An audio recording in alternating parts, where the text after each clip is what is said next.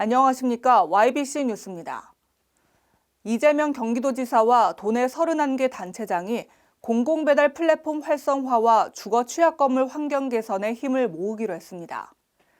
4년 만에 열린 국회 국토교통위원회의 경기도 국정감사에서 중고차 시장 불법행위 개선과 기본주택 등에 대한 주요 정책들이 조명을 받았습니다. 경기도의회가 지방의회의 권한 확대를 위한 지방의회법 제정을 촉구하고 나섰습니다. 경기도 뉴스 보도합니다.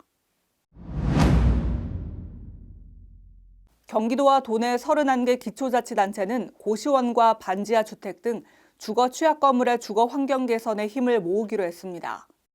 이재명 경기도지사와 안병용 경기도시장 군수협의회장 등 31개 시군의 단체장 등은 올해 하반기 경기도시군 정책협력위원회를 열고 이같이 합의했습니다.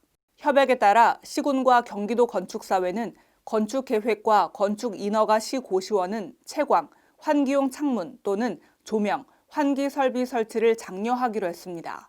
이와 함께 도와 경기도시장 군수협의회는 경기도 공공배달 플랫폼 사업 활성화를 위한 업무 협약도 체결했습니다.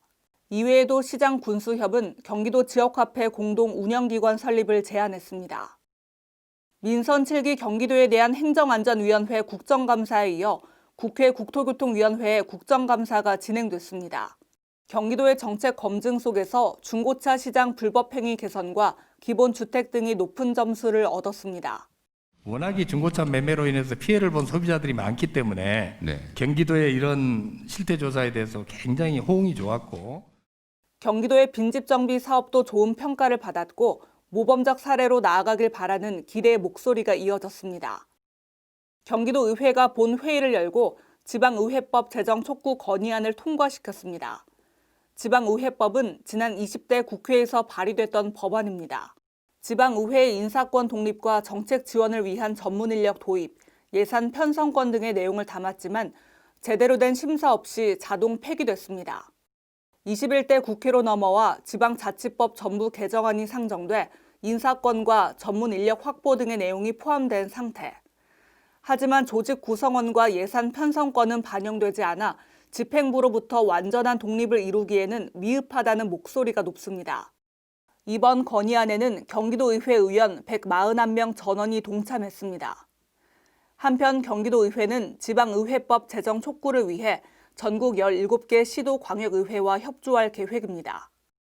박근철 의원은 지방의회가 제대로 된 의정활동을 수행하기 위해서는 국회법과 같이 독립된 지방의회법 제정을 통해 지방의회 독립성 강화를 보장해야 한다면서 건의안이 본회의에 통과되면 대통령, 국회의장, 국무총리 등에게 지방의회법 제정을 다시 한번 촉구할 예정이라고 밝혔습니다. 지금까지 YBC 뉴스 김은수였습니다. 시청해주신 여러분 고맙습니다. 지금 평택의 새로운 시대가 열립니다. 문화로 하나 되며 평화로 하나 되며 대한민국에서 가장 빠르게 도약하는 도시 평택. 혁신적인 일자리와 자연 속 휴식이 공존하는 도시. 행복한 도시. 건강한 도시.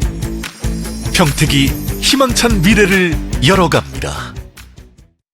보다 더 편리한 도시와 신뢰할 수 있는 환경, 그 안에서 행복한 삶을 누리는 사람들. 사람 중심 새로운 용인을 만들어갑니다.